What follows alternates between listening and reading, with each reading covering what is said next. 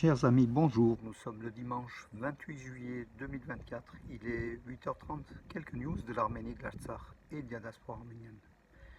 Bakou va déposer une plainte auprès du CIO, Comité international olympique, à cause des propos sur l'Arménie et les Arméniens lors du défilé des JO de Paris 2024. Donc, le présentateur de France 2, Laurent Delahousse, lors du défilé de l'Arménie sur la scène, a dit l'Arménie, bien sûr, nos amis arméniens, pays historiquement proche du cœur des Français, bien sûr, une année marquée pour le peuple arménien par la chute du Haut-Karabakh aux mains de l'armée azerbaïdjanaise. Donc c'est ce qu'a déclaré donc Laurent Delahousse face à, je crois, 23 millions de téléspectateurs qui suivaient donc en direct les cérémonies en fait d'ouverture des 33e Jeux Olympiques d'été à Paris. Voilà, Bakou va déposer une plainte tout simplement parce que le journaliste français Laurent Delahousse a évoqué donc la nature arménienne du Haut-Karabakh. Voilà, il fallait pas. Donc c'est avec ces Bakou qui va déposer donc plainte contre le Comité international olympique, mais de toute façon, il y a très peu de chances que la demande, enfin la plainte de Bakou aboutisse. Tout simplement, ils passent pour des rigolos et en plus pire, ça fait de la contre-publicité pour l'Azerbaïdjan. Donc c'est très bon pour l'Arménie qui continue dans leur bêtise. Les dirigeants azéris qui sont sectaires, dictatoriales, sanguinaires, ce sont qui ont commis des crimes de guerre au Karabakh. Voilà, ça rejaillit donc au niveau je pense, du défilé olympique. Voilà, c'est dire la nature de ce régime dictatorial d'Aliyev qui n'est pas du tout prêt à faire ni la paix, ni à entrer dans les démocraties occidentales. Donc par des valeurs européennes, aucune valeur européenne, voilà, tout simplement. Hier, donc, puisque nous sommes dans les Jeux Olympiques, la Elmira Garapetian en tir, donc c'est celle qui avait porté la flamme. Historiquement, c'était la première athlète d'Arménie à avoir porté donc la flamme olympique dans les environs de Paris. C'était Elmira Garapetian. On pensait qu'elle allait accéder à la finale, donc au tir, donc 10 mètres, carabine 10 mètres, donc air comprimé. Ça se passait à Châteauroux. Donc hier matin, malheureusement, elle a échoué aux portes d'une finale. Elle n'ira pas en finale, puisqu'elle a été 9e sur les 8 qui seront qualifiés donc, pour la finale, de 1 point, un seul point. Donc dommage pour Elmira Karapetian, pour l'Arménie qui a échoué donc, aux portes de la finale en tir.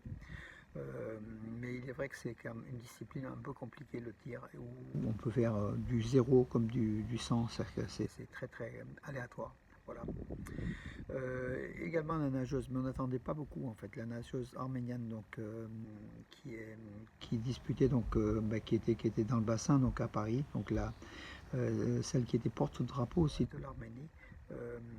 Alors je vais essayer de me remettre sur le site, ouais. Varsenik Manoucharian, qui était engagée dans les qualifications du 100 mètres nage libre. Elle a été aussi éliminée. Bon, elle a fait quand même un bon parcours d'après elle, voilà. Mais il est vrai que comme elle a été invitée à ces JO, donc avec une invitation donc d'office sans résultat de qualification, on attendait très peu, donc il y avait pratiquement aucune chance qu'elle aille en finale. Voilà, Varsenik Manoucharian a quand même fait nager, donc l'important c'est de participer tout simplement.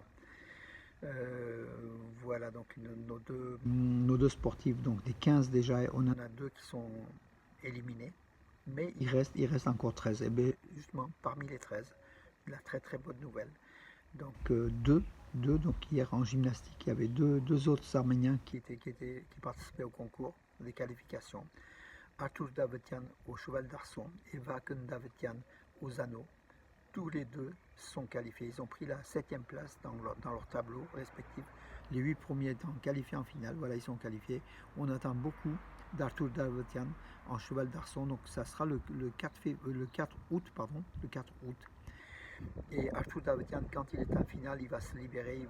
Vous allez voir, ça sera soit un titre olympique, soit une médaille d'argent, soit le pire, une médaille de bronze. Mais en tout cas, Arthur Davetian est en finale en cheval d'arçon et c'est une très bonne nouvelle.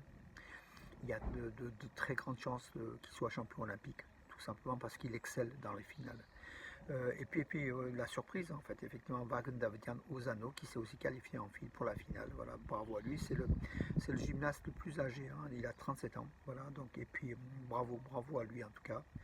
Bravo à nos deux athlètes qui sont en finale. Mais les médailles, il y aura donc en lutte, en haltérophilie, le meilleur est encore à venir et peut-être en gymnastique, comme on l'a vu. Alors, toute autre chose, donc Elina Vanessian en tennis, donc dans le tournoi donc WTA 250, ça se passait à Iași en Roumanie. Elle a perdu en finale, donc c'était sa première finale de sa carrière sportive, en tout cas, mais bravo à elle en tout cas. Elle va améliorer sans doute ses positions qui elle était classée 76e. Elle va améliorer ses positions puisque c'était sa première finale WTA pour l'Arménienne de Russie, qui concourt sous les couleurs de la Russie mais qui bientôt va passer sous les couleurs de l'Arménie.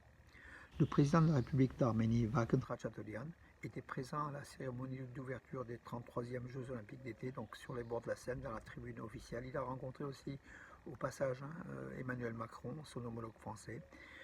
Donc Vakhtang Ratchaburian, le président de l'Arménie, de la République d'Arménie, était accompagné de nombreuses personnalités, bien sûr, dans cette tribune, dont notamment Araïk Harutyunyan, qui est le vice-premier ministre arménien, qui est aussi proche du sport, de l'organisation du sport. Que dire d'autre, mes amis? Oui, le Premier ministre arménien, donc Nicole Pachinian, lui, il était en Arménie, à Gümri, proche de Gümri, dans un village de Djadjour, dans la région de Chirak. Il a visité le musée donc Minas Avedisian du peintre arménien Minas Avedisian, tragiquement disparu. Une aggravation du conflit entre l'Arménie et l'Azerbaïdjan n'est pas prévue malgré les difficultés existantes, selon l'agence Fitch, voilà l'agence Fitch qui classe, qui est une agence qui classe les pays.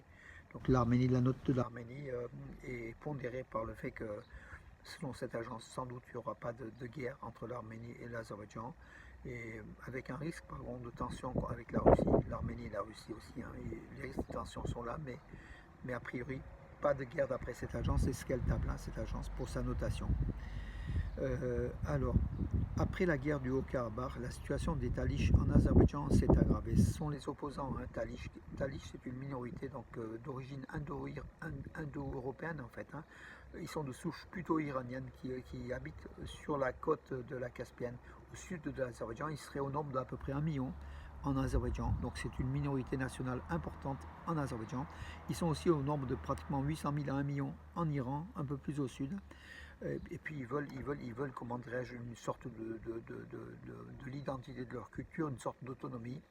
Ils sont muselés par Bakou qui a arrêté quand même des dirigeants talish importants, des dirigeants, dont un qui s'est rendu en Azerbaïdjan pour un mariage et qui a été arrêté, et qui était à la tête d'un mouvement d'indépendance du peuple talish. Donc l'Azerbaïdjan a quand même un problème.